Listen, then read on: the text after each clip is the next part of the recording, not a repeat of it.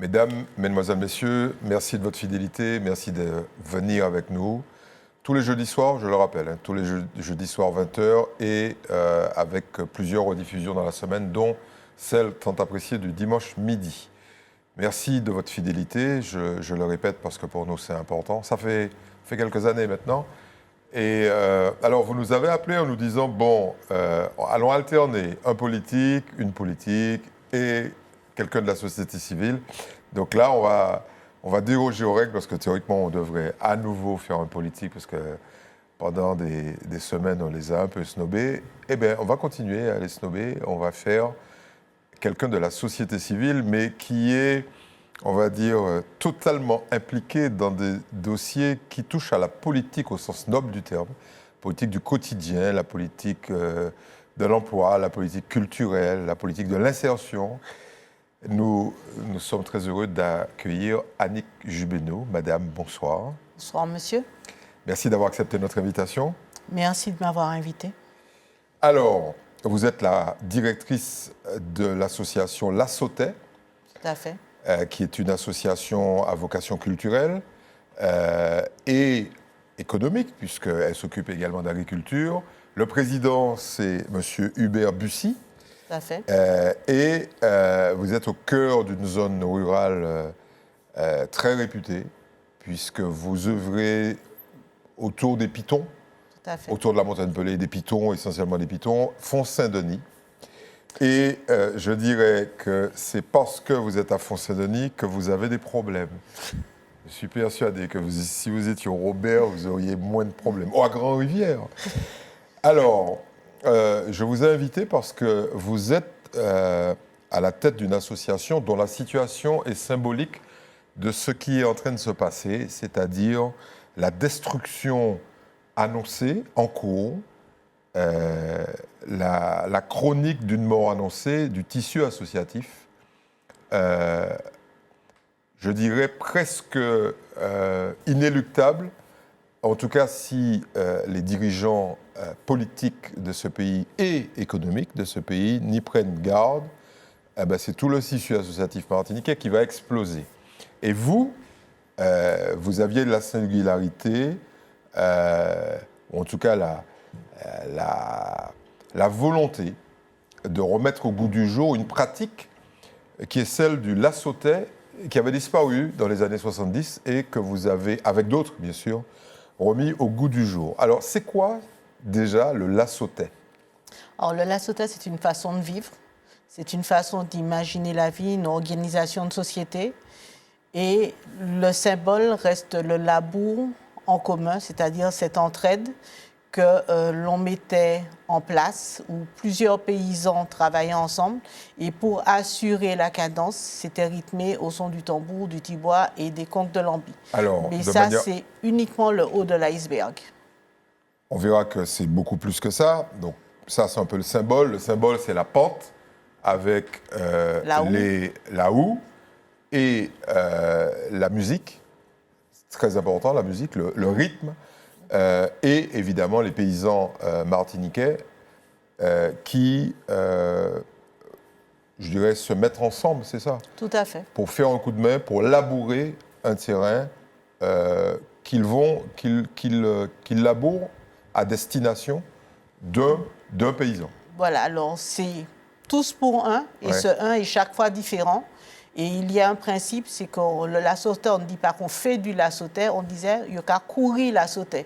C'est-à-dire qu'il fallait faire un maximum de terrain sur des temps limités pour garder l'équité et que chacun s'y retrouve, puisque chacun est responsable de sa récolte. Donc, on assurait le labour et le sillonnage ainsi que la plantation en commun, et le reste, le sarclage, le nettoyage et la récolte, étaient de l'ordre de chacun. Très bien. Alors, on a ces images en tête avec surtout des pentes, en fait. Hein. L'idée, c'est qu'il faut qu'il y ait une pente, parce que si c'est plat, là, on faisait labourer par des animaux, par exemple. Tout à fait. Mais c'est la pente. Alors, évidemment, à Font-Saint-Denis, il n'y a que des pentes. Tout à fait. Mont-Nevers, le Haut du Prêcheur, Verrier, Bellefontaine. C'est surtout le Nord Caraïbe. Alors, le La Sautet est uniquement sur le Nord Caraïbe. Mais il existe d'autres principes de coup de main dans la Martinique qui s'appellent le lafouilletais sur Sainte-Marie, Basse-Pointe, Trinité. Et le fouilletais qu'on le retrouvait surtout au niveau de Morne-Blanc, aux Trois-Îlets, Galocha, Morne-Blanc, c'est au diamant. Voilà, et Josso. Donc, par exemple, quand Zobel, dans son livre Diabla, parle du travail collectif, ce n'est pas du lassotais, c'est du fouilletais. Mais c'est exactement les mêmes principes, les mêmes valeurs éthiques et la même notion de partage. C'est quoi la différence? Alors, c'est la terre qui va appeler la façon de travailler. Par exemple, chez nous, on ne fait pas des trous carrés, alors qu'au niveau de la fouilletais, ils vont faire des trous carrés. Et au niveau du sud, la musique est plus lente, parce que la terre est beaucoup plus rocailleuse, beaucoup plus sèche, donc il faut donner le temps de faire rentrer. On travaille plus au trident, alors que chez nous, on travaille à la houe. Donc, il faut donner le temps de faire entrer le trident, de pousser, de casser la terre et de la retirer. Le trident, c'est ce que les gens ici appellent la fourche, c'est ça? Alors, je vais être honnête avec vous. Autant je maîtrise bien tout ce qui est autour du lassotais, pour les autres, je ne vais pas m'avancer. Ils vont nous appeler, ils vont nous donner la différence.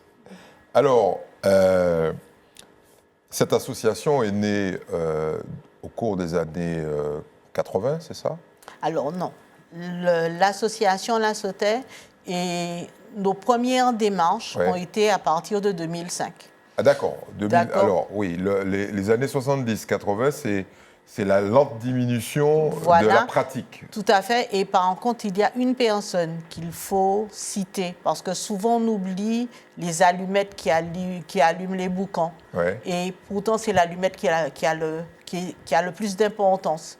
Il s'appelle M. Isambert Duriveau, qui s'est battu pour maintenir cette pratique. Par contre, cette pratique était devenue, entre guillemets, un peu folklorique, dans la mesure où il n'y avait pas d'utilité économique pour qu'elle subsiste. Nous, en 2005, on était deux, c'est Joël Minin et moi. On a commencé à aller voir les anciens pour leur poser la question, comment ça se fait, etc. Au départ, on était plus sur quelque chose de culturel. Et puis, au fur et à mesure, quand on discutait avec les anciens, ils nous ont dit que si c'était pour faire des gestes macaques, c'est-à-dire du folklore, que la sautaise à mort, l'essaye-moi. Parce que ça n'avait aucun intérêt. À partir de ce moment-là, on a été une équipe d'agriculteurs, donc, dont Daniel Jean, Minin Augustin, Joël Minin, Monsieur et Madame Picardon, Jean-Pierre Moricras, bon, dans une moindre mesure parce qu'il ne se sentait pas à l'aise, et puis moi, donc et puis ensuite la visite des anciens. On s'est posé la question, mais si demain matin on avait une chance de faire revivre le lassotais, comment on aurait fait? Donc on a travaillé autour de la politique de l'éducation, de la politique de logement, de la politique vraiment agricole pure. On s'est posé des questions, mais comment on peut imaginer amener les jeunes à imaginer que l'agriculture peut être un métier noble et respectable, surtout de la paysannerie. Et on s'est vraiment, pendant pratiquement 2 fois par semaine, on se rencontrait, on discutait. Donc moi, je prenais des notes. Et puis ensuite, ça m'a servi de base pour passer un Master 2 en ingénierie, développement local et insertion. Et je me suis véritablement spécialisée autour du monde rural. Et j'ai fait une étude comparative entre la Verte-Vallée, à Vieux Habitants, et les opportunités qu'offrait Font-Saint-Denis. Et on a eu la chance d'avoir l'aide de M. Chavoudiga et de son président de l'association La Verte-Vallée, M. Rémy, qui nous ont beaucoup accompagnés parce qu'à l'époque, il faut imaginer que la Verte-Vallée, il y avait 200 habitants et uniquement des personnes âgées. Et aujourd'hui, c'est 1700 personnes avec un centre de formation, un centre psychologique, un certain nombre de coopératives. Et l'idée, c'était qu'à partir de l'exemple de la Verte-Vallée, qu'on puisse arriver à le faire à Font-Saint-Denis. Parce que l'avantage de ces petits mondes, c'est qu'on a gardé la substantifique boelle, c'est-à-dire que les gens ont une qualité de vie. Imaginez qu'à Font-Saint-Denis, l'eau qui coule dans nos robinets, c'est l'eau de la source Yanting, qui est sur le terrain de mon aïeul. Donc, on a de l'eau de source au robinet, ce qui arrive très rarement. On n'a pas eu de problème avec le chlordécone. Mais c'est aussi une qualité de vie, cette capacité à vivre et à respecter la nature. Aujourd'hui, on parle de permaculture, mais Font-Saint-Denis, intrinsèquement, les gens fonctionnent à la permaculture. Pourquoi le La Sauterre a repris? On n'a rien apporté. À Font-Saint-Denis, les paysans ont l'habitude des coups de main. Alors, la seule chose qu'on avait perdue, c'était la partie musicale. Là, vous avez l'air de décrire une espèce de paradis, mais tout ça, c'est devenu l'enfer. Je ne vais pas aller aussi loin, mais c'est vrai que ça n'a pas été facile. Alors ça moi, je vais aller loin. Là, on fait un raccourci, on reviendra sur le détail. Votre association s'est développée, elle a eu des salariés, je crois qu'elle est montée jusqu'à 17 salariés. 35. 35 salariés, vous voyez, je suis resté en chemin. Et aujourd'hui, vous n'avez plus que 4, vous n'êtes plus que 4. Tout à fait. Vous êtes en redressement judiciaire et en passe d'être liquidé. Tout à fait. Bon, alors pour les gens qui nous écoutent, il est important de dire que vous vous battez, que les membres de l'association se battent pour continuer à exister. Alors, je disais que vous êtes un peu emblématique du combat qui est en train de se mener entre les politiques d'une part et combat au sens noble, hein, bien évidemment. On n'a pas encore sorti les Kalachnikov ou les Koutlas, entre les politiques et les présidents et directeurs d'associations, puisque chaque semaine, il y a entre 30 et 40 associations qui se font éliminer, tout simplement parce que les juges n'ont pas vraiment le choix, au tribunal de commerce. Bon, alors racontez-nous pourquoi une association flamboyante, qui avait réussi son pari de refaire vivre la culture, une partie de la culture martiniquaise, qui avait réussi son pari d'aider les agriculteurs à remettre en culture un certain nombre de terrains, pourquoi vous avez explosé en vol? Il y a deux aspects. Il y a un aspect purement politique. C'est pour ça que vous êtes invité ici. C'est l'ancien maire Henri Romana qui, en 2008, je l'ai aidé à aller aux élections partielles municipales. Et je me suis rendu compte que c'est quelqu'un qui mentait beaucoup, qui fabulait et qui était capable de monter des cabales contre les autres. Alors, vous êtes consciente que les propos que vous êtes en train de tenir n'engagent que vous, et surtout que les relations que vous avez eues avec M.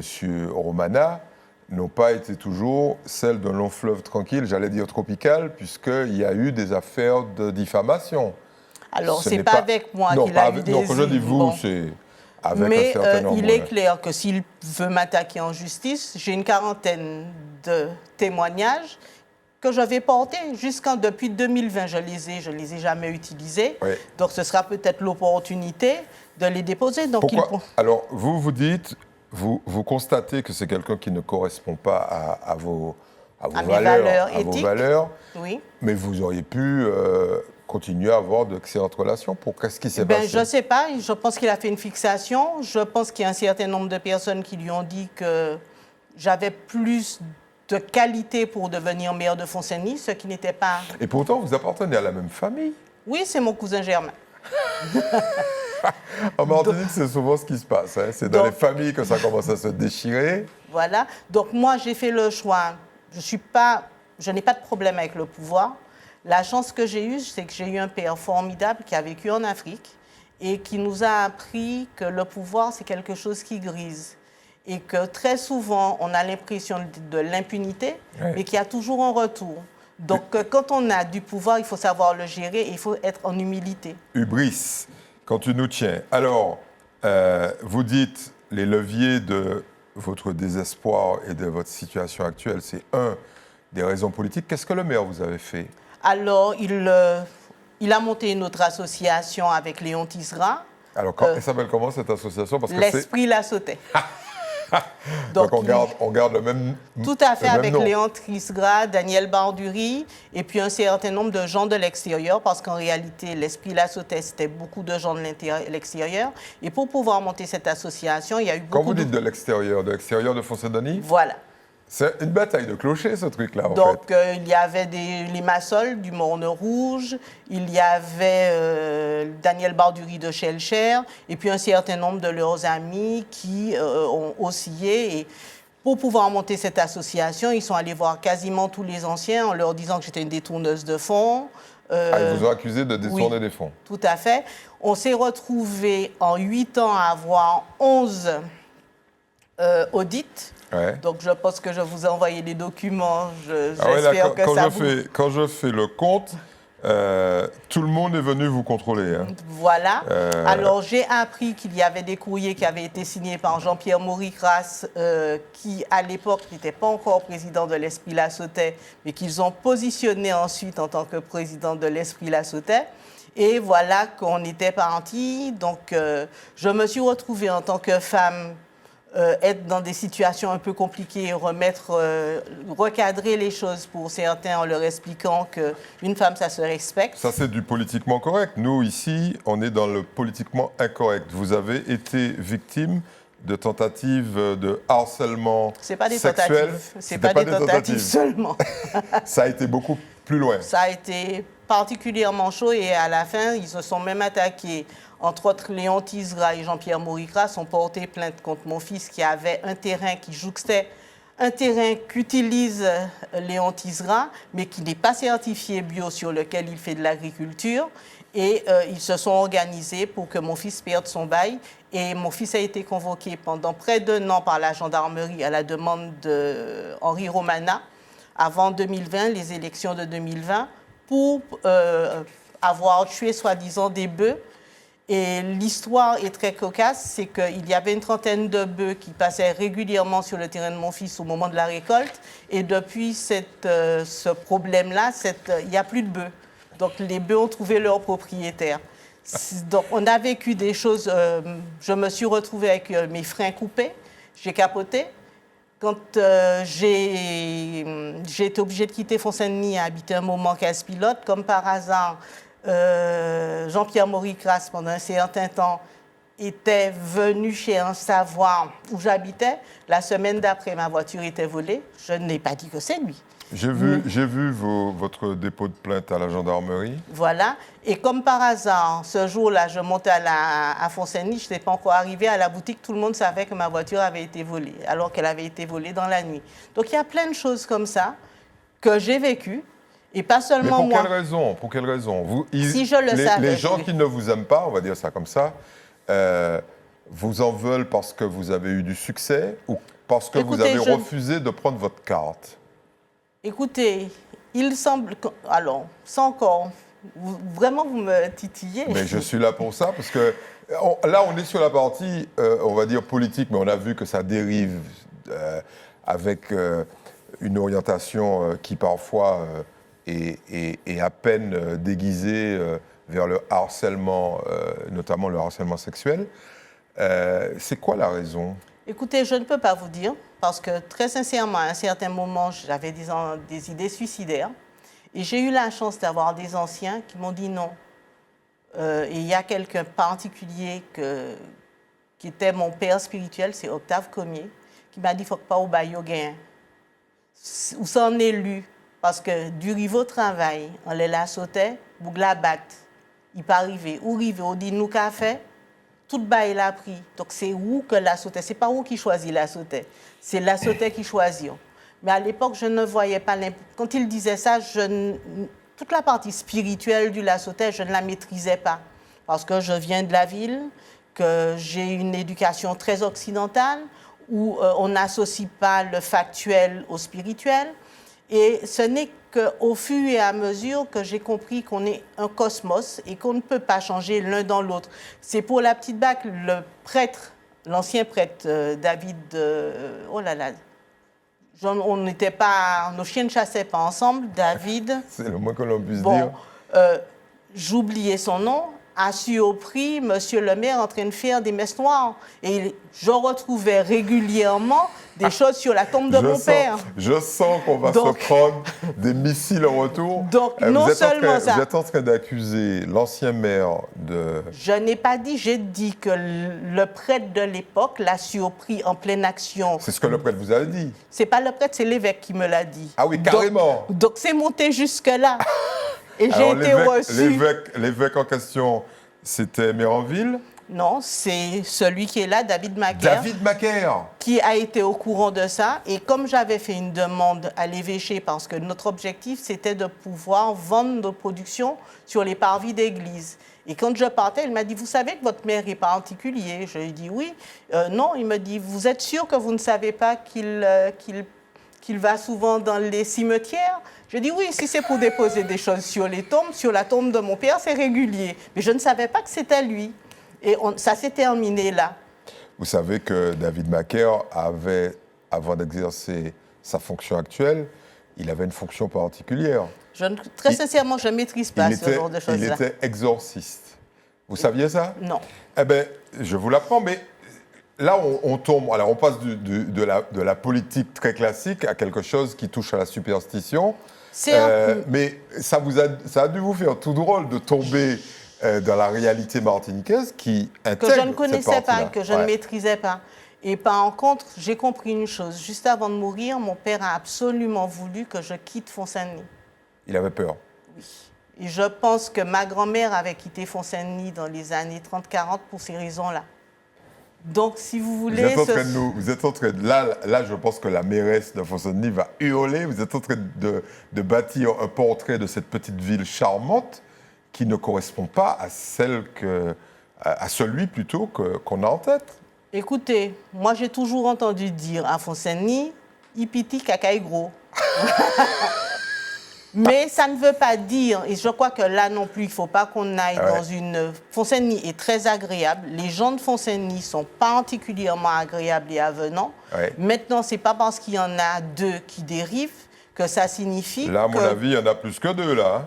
Écoutez, je vais vous dire, moi je vous dis que c'est pas... Vous savez, 10% sur 70, c'est beaucoup plus visible que 10% sur 1 million. Mais ça reste le même rapport que de 10%. Vous êtes bien d'accord avec moi? Mais tout ça touche à des choses qui sont absolument inimaginables. Alors, je vais vous lire, mais vous savez, on va lire pour les gens qui nous écoutent, le témoignage de Hubert Bussy, qui est le président de l'association, qui dit qu'il était reproché à l'association par le maire Henri Romana d'amener des pédophiles dans les écoles. Tout à fait, on a été convoqué à la sous-préfecture. On a eu... ça se passe en juillet 2017. On a eu le pire que nous avons vécu, on recevait 80 enfants de maternelle sur notre terrain et on a eu 3 escadrons de gendarmes armés qui étaient arrivés à la demande de monsieur le maire parce qu'on attentait à l'ordre public. Et après, le sous-préfet nous a convoqués parce qu'il semblerait, et le sous-préfet nous a fait toute la liste des choses que monsieur le maire nous reprochait. Oui, mais tout ça est complètement... fou. Je veux dire, inimaginable par rapport à votre activité réelle. Rappelez-nous quand même ce que vous faites très concrètement. Alors, pourquoi? C'est parce qu'à l'époque, nous faisions du lassotais avec les enfants de l'école de Font-Saint-Denis. Et régulièrement, entre les lassotais, nous faisions aussi des ateliers de musique. Et jusqu'à présent, on a encore des enfants qui ont 20 ans aujourd'hui, qui viennent sur nos lassotais, qui assurent la partie musicale. Et ça dérangeait. Alors, rappelons quand même, avant de terminer cette première partie, à mon avis, là, les gens vont aller boire un peu d'eau, parce que c'est quand même chaud, ce qui se passe dans ce pays. Rappelons que vous, entre guillemets, vous embauchiez des jeunes dans un schéma, on va dire, d'insertion. Par l'activité économique. Ils passaient des BAFA, ils passaient des BPREA, ils passaient des CAPA. dont l'objectif était de se remettre debout. Alors, certains d'entre eux, s'ils avaient fait des bêtises, mais la majorité, ce n'était pas le cas. Et en plus, aujourd'hui, on a un taux d'insertion qui est arrivé jusqu'à 70%, ce qui est très rare. Alors, expliquez aux gens. Alors, ça veut dire tout simplement qu'on prenait 10 personnes, qu'on accompagnait, les accompagnants, comment ça s'appelle, les encadrants. Ouais. Ce sont les agriculteurs de Font-Saint-Denis qui ont été formés à l'encadrement, qui ont un CQP d'encadrant technique. Alors, grosso modo, si vous aviez 10 jeunes, il y en a 7 qui trouvaient un emploi dans les 2 ans qui venaient. Voilà. Donc, ce qui fait qu'on était assez fiers. C'est un travail. En plus, au tout début, on a eu la chance d'avoir 5 anciens de plus de 80 ans qui étaient avec nous et il y a eu des amitiés entre ces personnes âgées et ces jeunes et on n'avait pas besoin de rentrer dans des relations de force parce que ces amitiés-là inondaient tout le groupe. Mais est-ce que d'une manière ou d'une autre, ce que vous faisiez, ce n'était pas de la politique? Écoutez... Parce que, en fait, vous rentriez en compétition avec les élus. Nous, on n'était pas en compétition. Alors, très sincèrement, il y a 3 ans, j'ai discuté avec un consultant et des gens qui venaient de Bruxelles et qui m'ont appris que ce que je faisais n'était pas normal. Quand je dis je, que nous faisions parce que nous sommes une équipe. Et alors que nous, notre seul objectif, c'était de l'amour.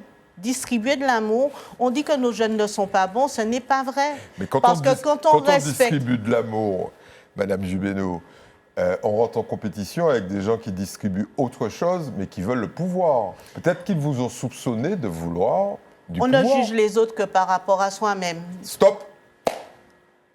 Cette première partie, à mon avis, a déjà essoufflé un certain nombre de nos téléspectateurs. Je vous propose de faire une petite pause. Merci. Et on vous dit à tout de suite.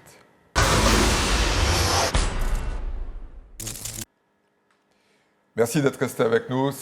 Là, on tient une affaire fantastique avec celle de l'association La Sautet, qui est une association très discrète, qui s'active dans un domaine qui est très discret, celui du La Sautet. Alors, La Sautet, ça veut dire à l'assaut de la terre. Non. C'est pas ça? Pas du tout. Alors j'ai vu ça, j'ai lu ça dans vos courriers. Alors, il se passe la chose suivante, nous ne sommes pas des anthropologues. À la base, quand nous sommes arrivés, nous avons entendu ce que les anciens ont dit. Qu'est-ce qu'ils disaient? Que c'est un mot que quand les grands balais de Martinique sont arrivés, ils leur ont dit que ça voulait dire à l'assaut de la terre. Ouais. Et comme eux-mêmes, ils ne maîtrisaient pas les choses. Et depuis, il y a eu plusieurs tentatives de réflexion autour du mot La Sautet. Et ce n'est pas seulement, on n'appelle pas seulement La Sautet. Le principe du La Sautet s'appelle, au niveau de Font-Saint-Denis, La Sautet. Entre Font-Saint-Denis et entre Mort-Nevers, en Font-Saint-Denis, Mort-Nevers, La Sautet.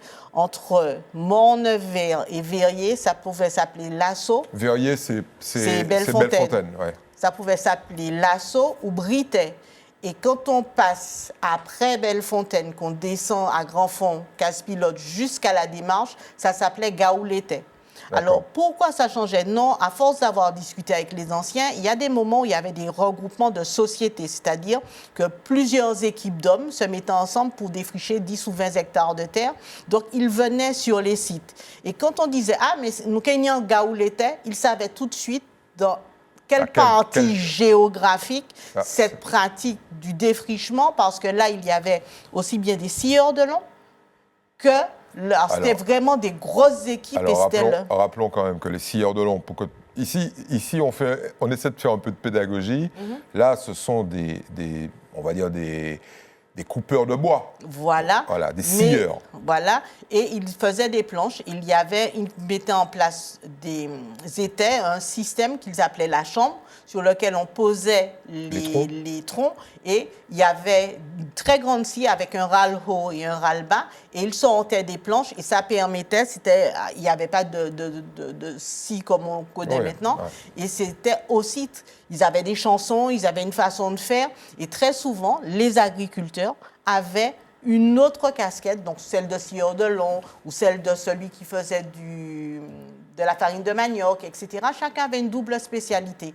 On était toujours polymétier. Est-ce que c'est la seule île de la Caraïbe où il y a du lassotais? Alors, toutes les îles de la Caraïbe, en Amérique du Sud, en Afrique aussi, ce principe de travail collectif est afrodescendant. Le Combit au niveau d'Haïti, le Pichai au niveau de Sainte-Lucie, au niveau de la Guadeloupe, ils n'ont pas de terme, c'est vraiment coup de main. Chez nous, on a le lassotais, la fouilletais, cajounet aussi, qui correspond à la corvée au niveau d'Haïti. Au niveau de Mayotte, il existe aussi cette même pratique.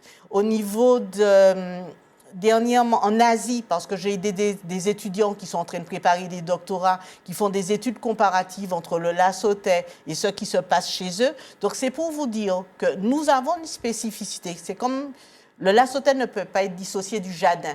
Le jardin n'est rien d'autre que l'organisation spatiale réduite pour pouvoir avoir à manger pendant toute l'année. Et ça se retrouve dans les oasis. Ce qu'on appelle les jardins créoles, c'est ça? J'ai horreur de ce nom-là. Ça, ce sont des pseudo-universitaires qui ont trouvé le nom. Le nom, ça s'appelle jardin.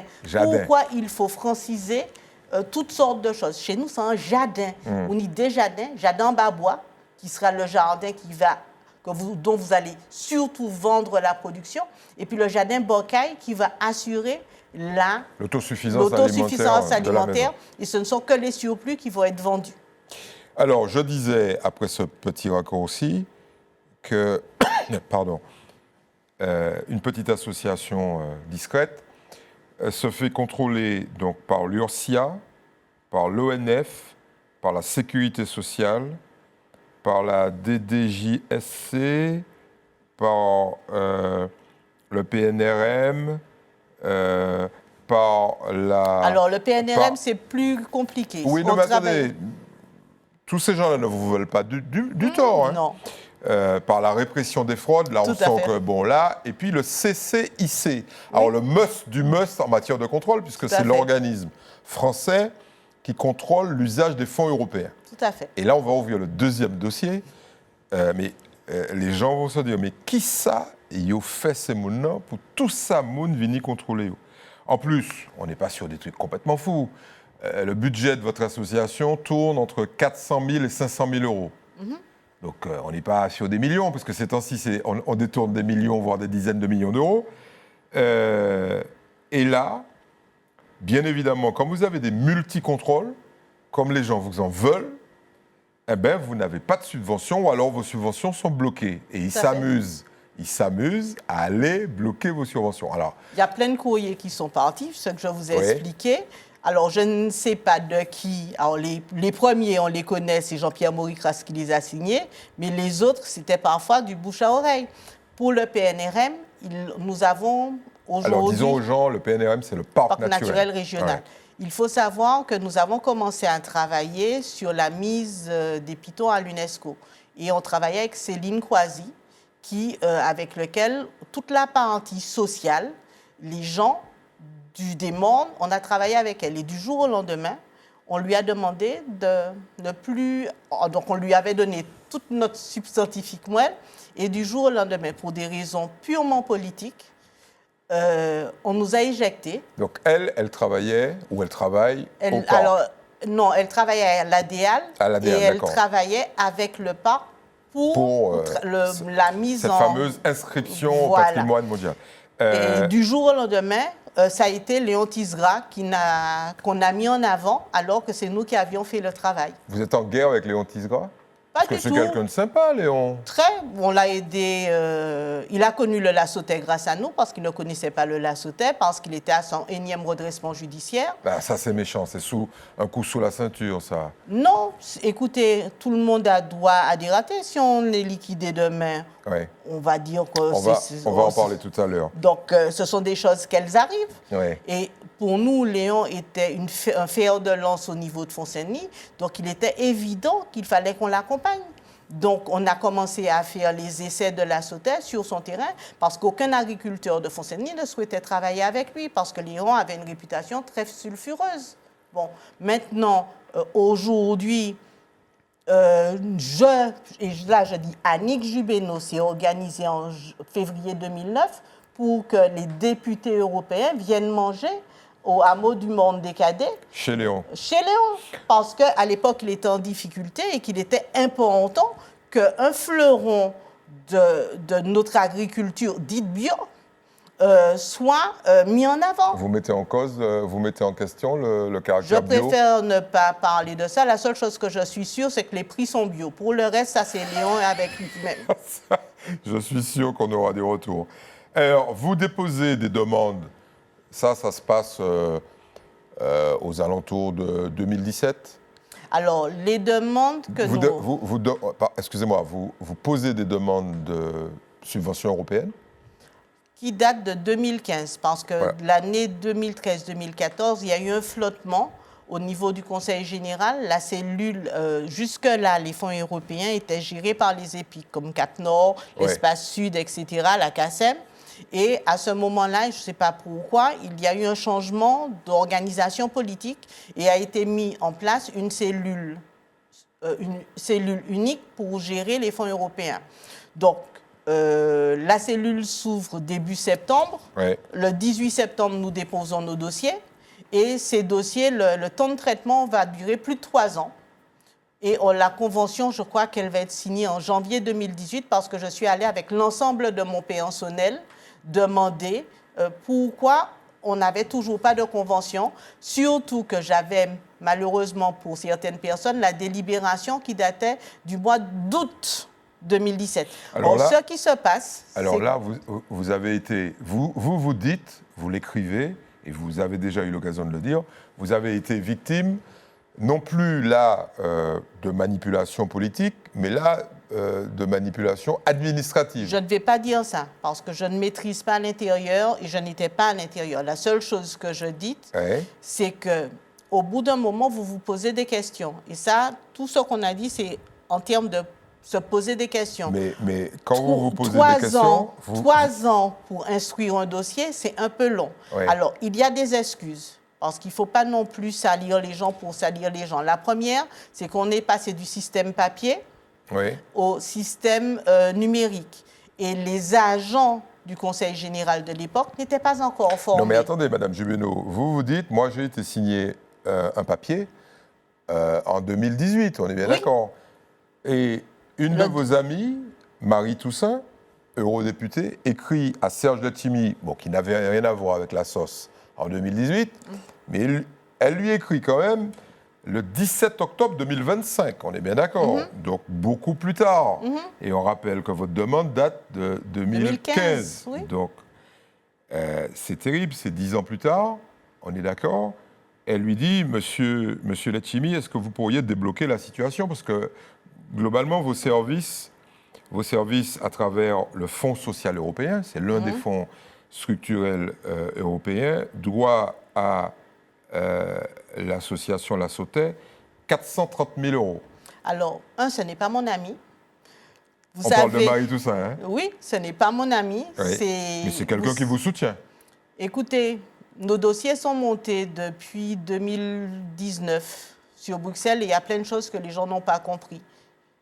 Et au départ, la question qui avait été posée, c'est parce que nous commencions à avoir des doutes sur notre capacité à monter des dossiers et à répondre aux demandes qui étaient faites par un certain nombre d'agents de la collectivité. Ouais. Bon, aujourd'hui, quand on me demande de justifier pourquoi la Cap Nord ne m'a pas donné la totalité de l'argent qui avait été prévu dans le budget, je ne suis pas monsieur Azero, je ne peux pas offrir un document de ce type pour expliquer une non-recette. Ouais. Je peux comprendre qu'on me demande de justifier une facture, mais qu'on me demande de justifier pourquoi Cap Nord ne m'a pas donné sur les 45 000, m'a donné 10 000, ben, il faudrait qu'eux-mêmes aillent voir M. Azero pour lui poser la question. Mais quand un administratif vous écrit, par exemple, pour vous dire « Je vous prie de ne pas me mettre en copie de vos échanges avec Pôle emploi, mais de me transmettre vos documents et justificatifs via MDFSE ». Je vous remercie de votre compréhension. C'est un peu sec comme mail. Parce qu'il y a des choses, on va être clair.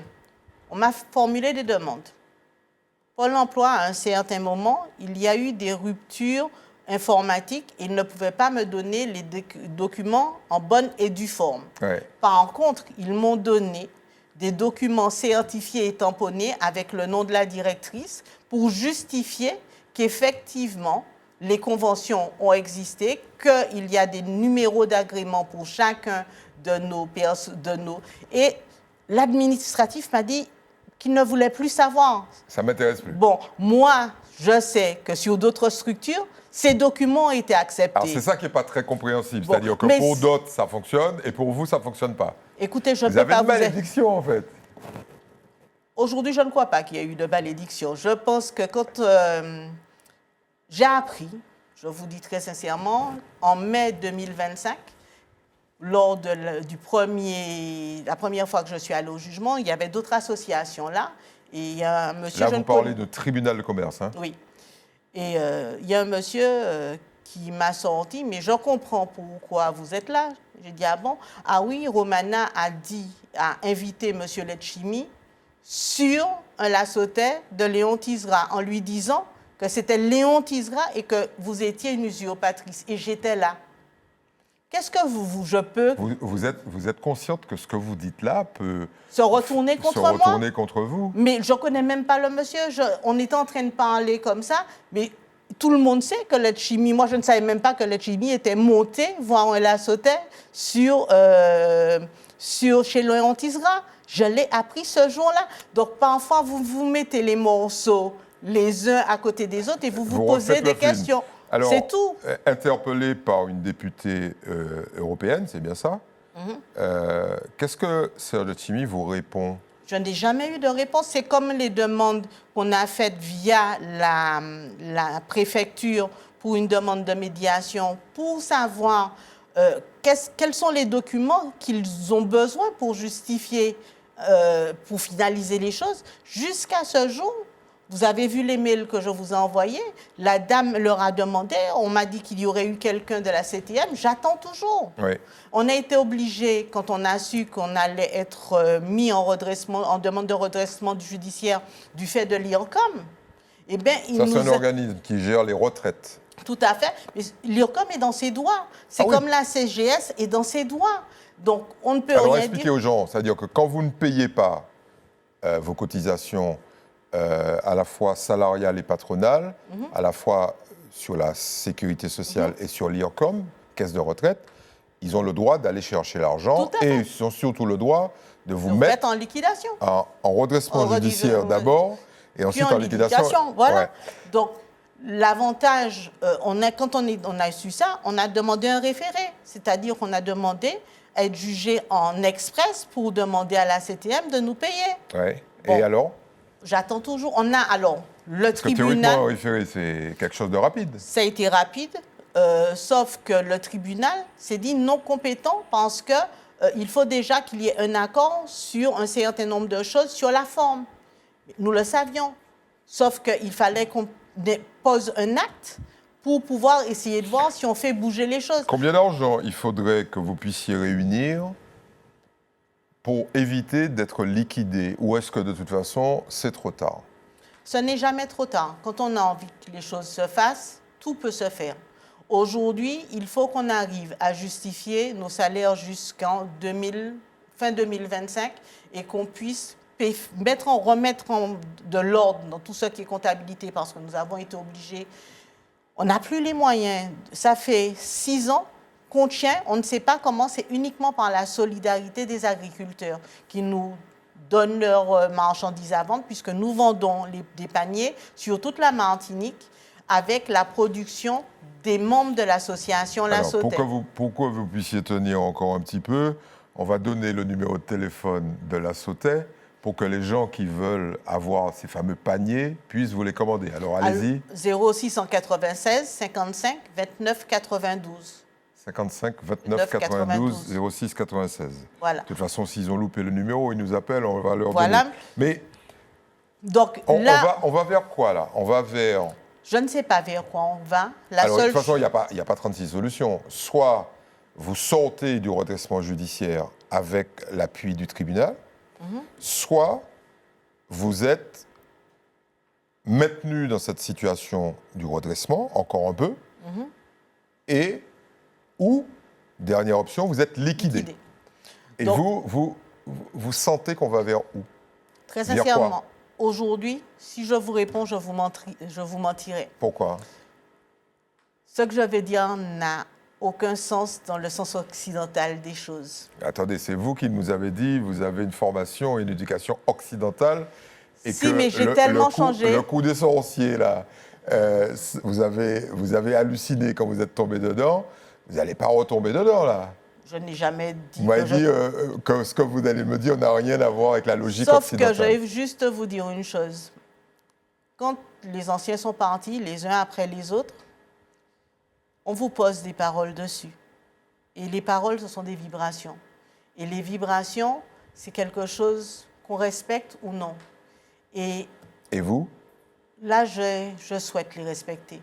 Parce que quand vous avez des monuments comme Octave Comier, quand vous avez des monuments comme M. Germain Mézois, quand vous avez des monuments comme M.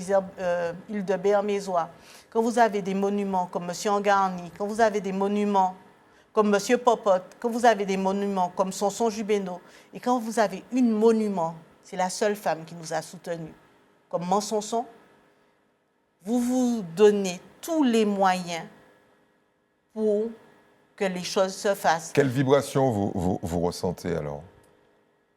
Qu'est-ce qu'elles vous disent? Ils ne m'ont pas abandonné. La preuve, c'est que je suis là aujourd'hui. Et ça peut vous sembler stupide et bizarre. Il y aurait, quand vous m'avez appelé, je n'aurais jamais imaginé qu'Eddie Margajo aurait pris son téléphone pour s'intéresser à une association qui est dans un fin fond avec des gens qu'on dit être des limités intellectuels parce qu'ils n'ont pas de diplôme. Oui, en fait, je m'intéresse quand même à mon pays et aux gens qui font le pays. Peut-être qu'ils ont sonné chez vous. Hein? Donc, c'est déjà une chose. Et je sais qu'aujourd'hui, tout le monde parle de la sauterelle. Mais quand il fallait démarrer cette pratique, il n'y avait personne. Quand Joël et moi, on s'est dit, on essaie, ce sont des Canadiens qui nous ont supportés. C'est ça la réalité. On n'est jamais prophète en son pays. D'accord? Tout le monde nous a dit, ça ne va pas fonctionner. J'étais à la direction du Jardin de Balata. Vous étiez la directrice du Jardin de Balata. J'ai démissionné. Et pendant 1 an, ce sont les agriculteurs de Font-Saint-Denis qui ont déposé des paquets devant la porte de chez moi parce que j'ai fait le choix de monter à Font-Saint-Denis habiter pour comprendre le microcosme, pour comprendre comment ça fonctionne. Je remplissais les papiers et je retrouvais du poisson, de la viande, des fruits, des légumes devant la porte de chez moi. On a commencé par me donner un bœuf pour me dire il faut que tu apprennes à t'occuper d'un bœuf, il faut que tu le déplaces. Ce sont des choses qui peuvent vous faire rire, mais ce sont des choses qui ont quelque chose de...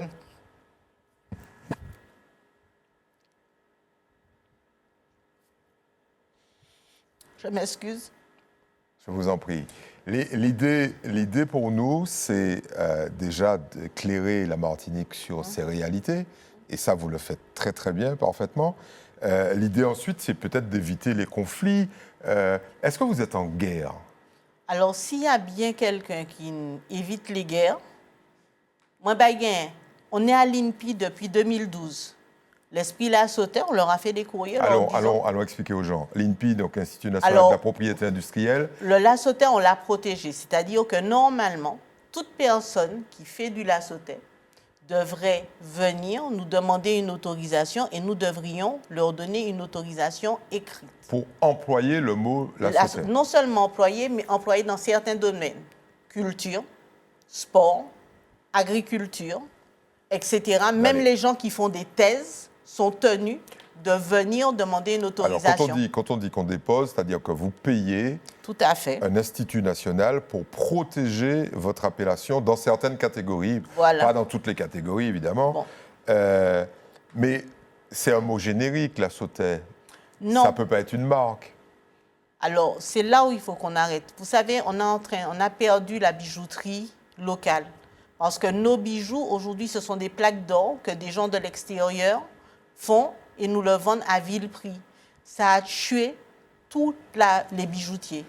Riche de cette expérience-là, parce que ma mère a été pendant très longtemps vice-présidente de la Chambre des métiers.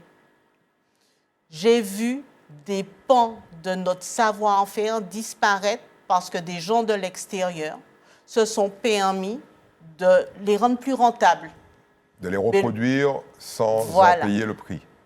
Quand nous avons démarré, un certain nombre de professeurs d'université, un certain nombre de juristes nous ont dit, et plus particulièrement, la première personne qui nous a dit de le faire, c'est Daniel Bardury.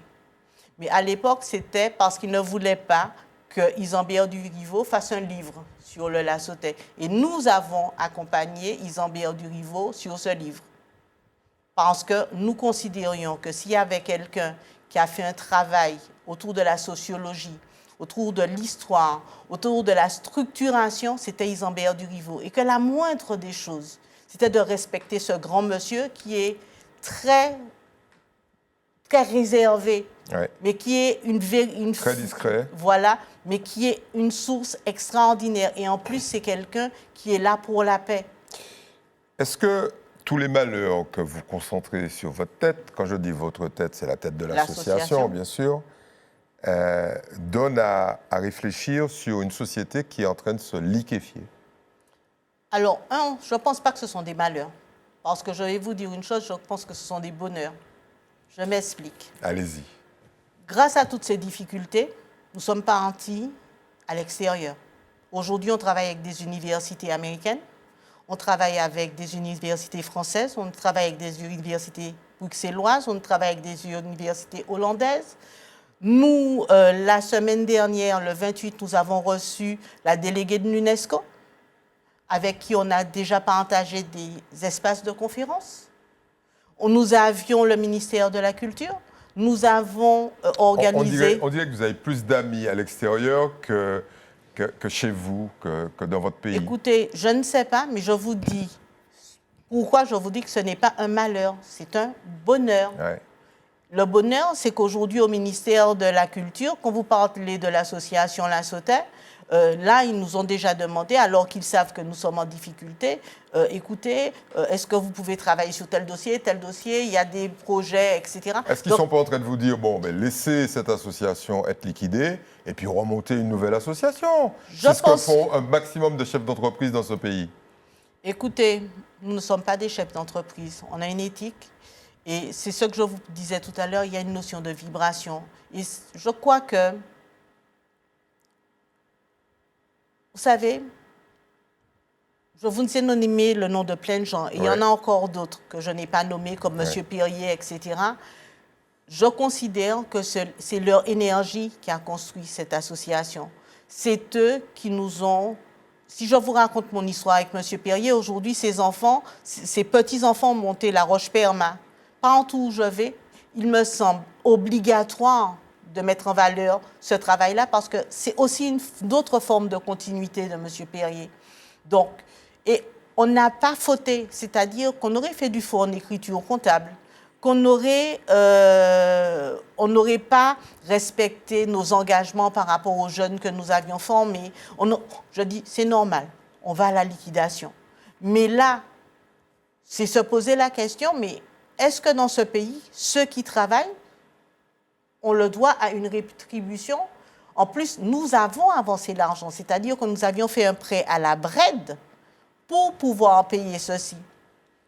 Et évidemment, le blocage des fonds européens vous a mis en difficulté, c'est le cas de beaucoup d'autres. Trésorerie. Alors, Madame Jubénaud, le temps qui nous était imparti est terminé et épuisé. Je voulais d'abord vous remercier d'avoir accepté notre invitation. Je sais que vous aurez l'occasion, parce qu'on va suivre le dossier, de revenir sur notre antenne pour en parler. Ça, je ne savais pas. Et on va vous suivre.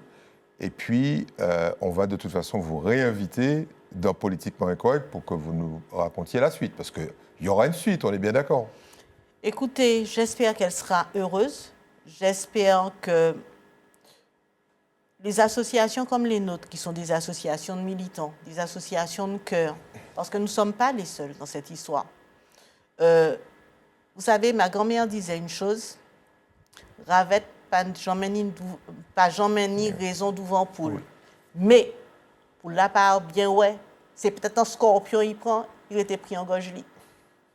Sur ces mots, on va conclure. En tout cas, merci d'avoir accepté notre invitation. Et donc, à très bientôt. Et puis, bon courage, comme on dit. Écoutez, par contre, la dernière petite chose que j'aurais souhaité, aujourd'hui, on est en période d'élection. Comme par hasard, le baradois de M. Romana a fait une trentenaire sur le terrain, l'un des terrains sur lequel nous sommes. Et la gestionnaire, je n'ai pas dit la propriétaire, est morte le 5 août 2015 avec la validation de la mairie de Font-Saint-Denis. C'est simplement ce que je peux dire. Ça va être chaud. J'ai l'impression que tout ça, ça va être très chaud. En tout cas, merci beaucoup d'être venu dans notre studio. Et nous disons à la semaine prochaine.